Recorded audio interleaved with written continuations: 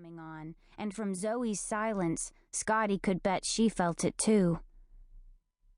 "You never said it back." Charlie said this so softly, so sadly. "Maybe you're the one who's commitment phobic." "What?" Zoe said. "Said what back?" "You never said that you loved me too," Charlie said. His voice was raw and raspy now, barely more than a whisper. Scottie had to crane her neck to hear it. But I, Zoe stuttered.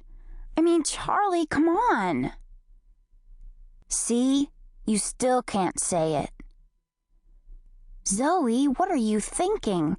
Shiny blonde Charlie loves you. Do you even know how lucky you are?" Stunned at the injustice of it all, Scottie's mouth had dropped open, which must have been why a scream left it so easily when she felt a rough tap on her shoulder. She clamped her mouth shut and spun around. Of course it was Tay who'd rapped her on the shoulder. Nobody else she knew thunked that hard. Amanda and Bella trailed behind Tay, looking perplexed. "Scottie," Tay began irritably. "Shush!" Scottie whisper screamed. She grabbed both of Tay's sharp shoulders and began to shuffle her away from the classroom. "Ow!" Amanda cried as one of Tay's clompy boots came down on her frosty pink toes, which were completely exposed in a pair of turquoise-studded flip-flops. "Ew, are you okay?" Bella said in her high, squeaky voice.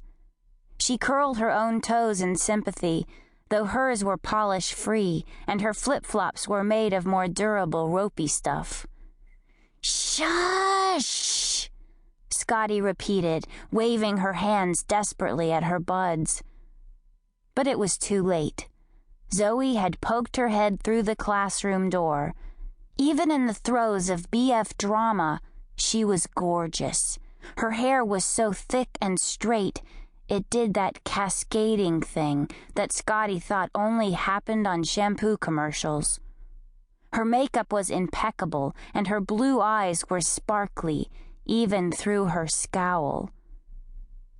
"Mind your own business," she screamed at the four girls. "And while you're at it, get a life." She slammed the door so hard, Scottie felt the floor shudder beneath her feet. "Holy crap," Tay sputtered. She scowled at the shut door. What was that all about? While Scottie rolled her eyes, Amanda shot her a sly squint.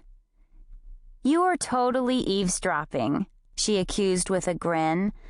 "Not that Zoe doesn't deserve it, the way she goes drama queening all over school.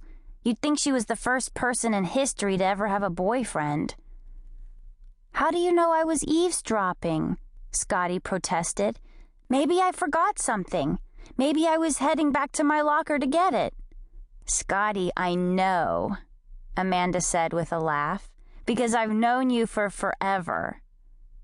Which was true.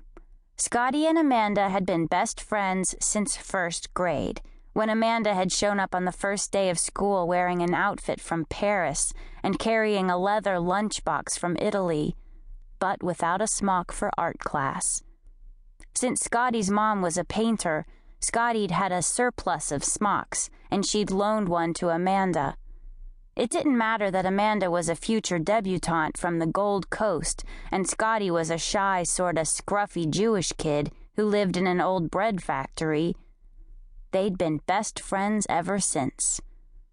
Unless you counted the months last year when they'd barely been on speaking terms. Scottie called it their cartoon war.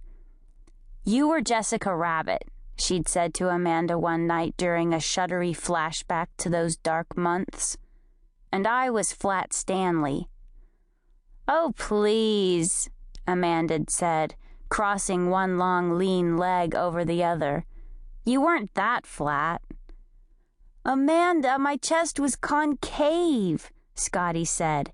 "Not a hint of sproutage. Meanwhile, you were loving life in your non-padded bra."